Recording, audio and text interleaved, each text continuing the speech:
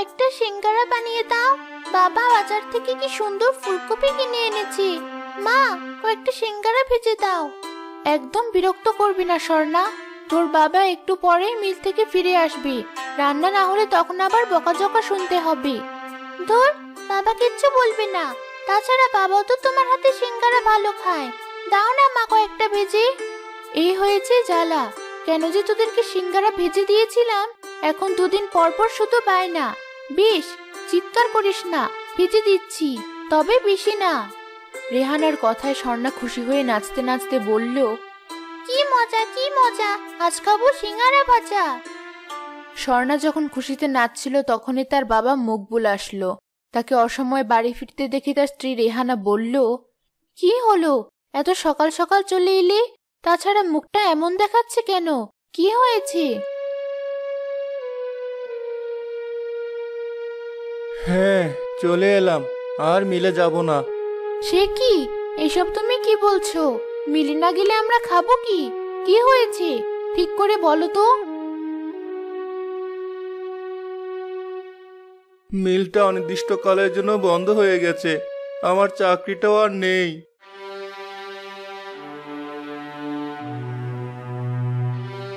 এইসব কি বলছো বাবা?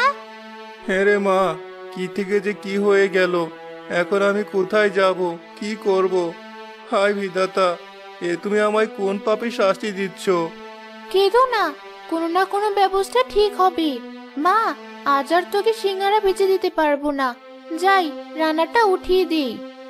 আর রান্না, কাল থেকে বাজারঘাট করব কি করে তারই ঠিক নেই। আমি যে একদম শেষ হয়ে গেলাম।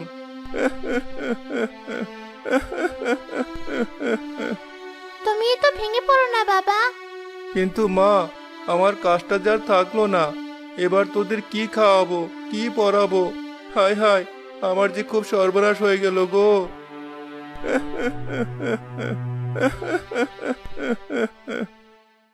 পেয়েছি। আচ্ছা বাবা, আমরা যদি সিঙ্গারা বিক্রি করি তাহলে কেমন হয়? কি যাতা বলছিস মা, আমার তো কোনো দোকান নেই, তাছাড়া আমি কোথায় বিক্রি করব? তুমি ঝুড়িতে করে বিক্রি করবে।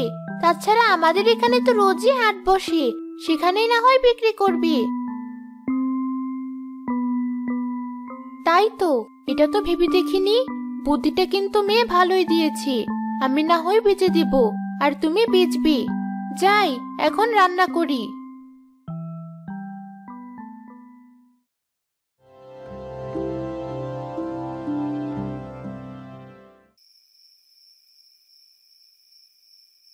সেই রাতে মকবুল অনেক চিন্তা করে অবশেষে রেহানাকে বলল, আচ্ছা, তোমার খুব কষ্ট হয়ে যাবে না? এত সিঙ্গারা তুমি ভাজতে পারবে? আরে কি যে বলো, স্বামীর বিপদে আমি যদি পাশে না দাঁড়াই তাহলে কি দাঁড়াবে? এখন ঘুমিয়ে পড়ো, কাল সকাল সকাল উঠতে হবে।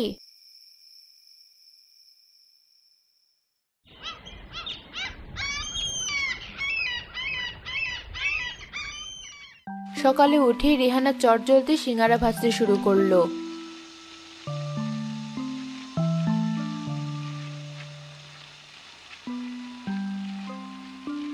মা, তোমার হাতের সিঙ্গারা এত স্বাদ, যে একবার খাবে সে বারবার চাইবে। তাও না মা আরেকটা। খবরদার আর খাবি না। শুনছো, আমার তো সিঙ্গারা ভাজা হয়ে গেছে, আমি ঝুড়িতে সাজিয়ে দিচ্ছি। এগুলো নিয়ে এক্ষুনি হাটে রওনা হও। বেশ, তাই দাও, দেখি গিয়ে কপালে কি লেখা আছে। রেহানা ঝুড়িতে সিঙ্গারাগুলো সাজিয়ে দিতেই মকবুল সেগুলো নিয়ে হাটে রওনা হলো। সিঙ্গারা নেবেন, সিঙ্গারা, গরম গরম সিঙ্গারা। মকবুল হাটে গিয়ে সিঙ্গারা নিয়ে বসতে পাশের দোকানের দোকানদার রফিক কিছুটা রেগে গিয়ে বলল, এই যে বেটা, খুব তো সাহস দেখছি। দেখছো না আমার ভাজা পোড়ার দোকান, আর তুমি কিনা আমার দোকানের পাশে তোমার সিঙ্গারা বেচতে বসেছো? দূর হও, দূর হও বলছি। এভাবে বলছেন কেন? আমি তো নতুন। বেশ, আমি দূরে গিয়ে বসছি।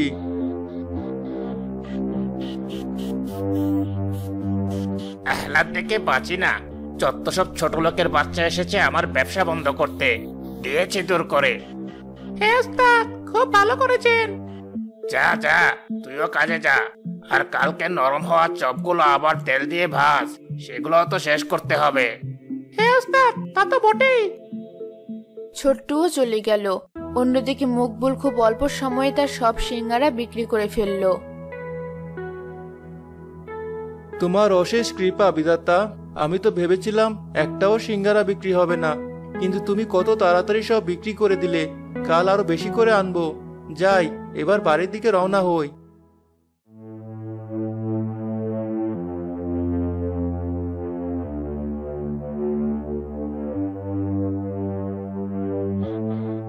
কিরে ছোট্ট, ওই ছোট লোকের বাচ্চাটা দেখি ভালো সিঙ্গারা বেচলো।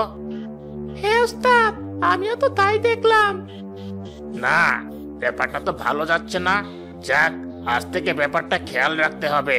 বুঝলি ছোট্ট, ওদিকে একটু বেশি নজর দেবে। আচ্ছা ওস্তাদ, আপনার এসব ভাবা লাগবে না।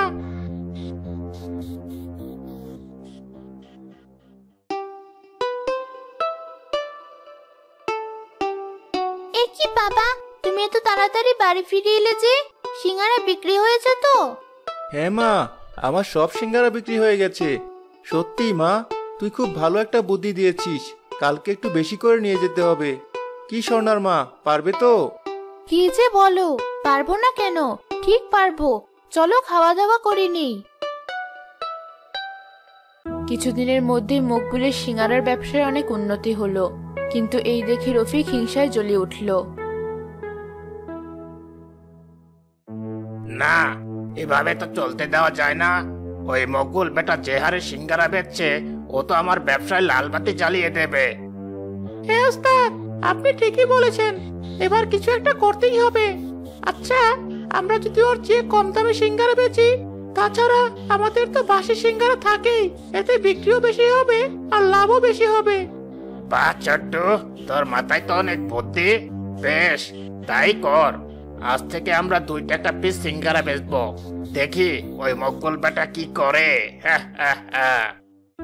সেদিন থেকে রফিক তার দোকানের সিঙ্গারার দাম কমিয়ে দিল। সাথে সাথে তার দোকানের ভিড়ও বেড়ে গেল। এ কি, আমার বিক্রি বাট্টা তো একদম পড়ে গেল। এত টাকা দিয়ে সিঙ্গারা বানিয়ে রোহিত ভাই এত কম দামে কি করে বিক্রি করছে? যাই হোক, দেখি কি হয়। কপালে যা লেখা আছে তা তো হবেই।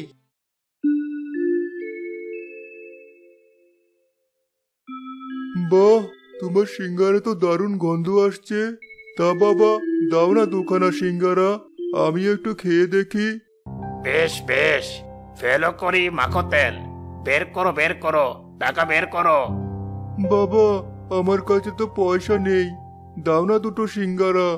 একই মামার বাড়ি আবদার পেয়েছো নাকি? টাকা নেই আর উনি সিঙ্গারা খাবেন? দূর হও, দূর হও বলছে।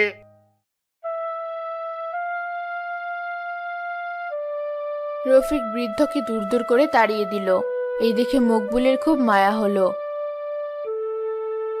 এই যে বাবা, এদিকে এসো দেখি। কি হয়েছে তোমার? না বাবা, কিছু হয়নি। আমি দুটো সিঙ্গারা খেতে চেয়েছিলাম, কিন্তু... বেশ, তো সিঙ্গারা খাবে?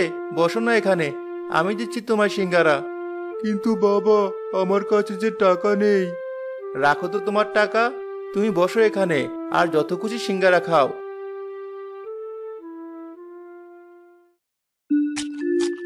মকবুল বৃদ্ধকে পেট ভরে সিঙ্গারা খাওয়ালো।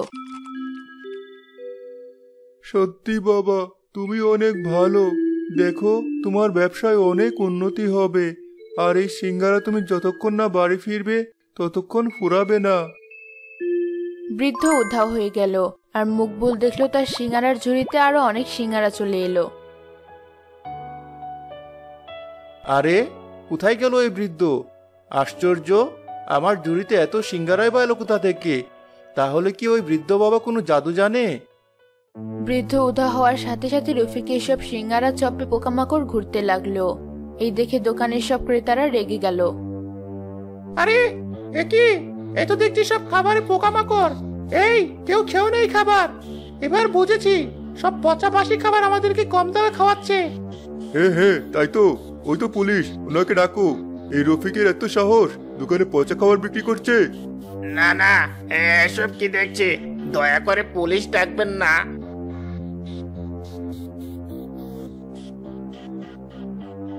আরে বাটপার, তোর এত সাহস? দাঁড়া, এক্ষুনি তোকে বোঝাচ্ছি মজা। এই ধরো ধরো বেটাকে, নিয়ে চলো থানায়। ওরে বাবারে, ছোট্ট বাচ্চা, বাচ্চা আমায়।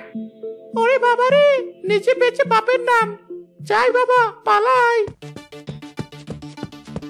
ছোট্ট পালিয়ে গেল। সাথে সাথে সব ক্রেতারা মকবুলের দোকানে ছুটে গেল। এ কি, এত লোক আমার দোকানে! হাই বিধাতা, তুমি তাহলে আমার দিকে মুখ তুলে চাইলে। বুঝেছি, এসবই ওই বৃদ্ধ বাবার আশীর্বাদ। আসুন আসুন, আমি এক্ষুনি সবাইকে সিঙ্গারা দিচ্ছি। মকবুল যতই সিঙ্গারা বেচলো, তার ঝুড়িতে আরো সিঙ্গারা বেড়ে গেল। এভাবে অল্প দিনেই তার সিঙ্গারা বিক্রি আগের চেয়ে অনেক বেড়ে গেল। দেখতে দেখতে কিছুদিনের মধ্যেই মকবুলের ব্যবসা অনেক ভালো হয়ে গেল।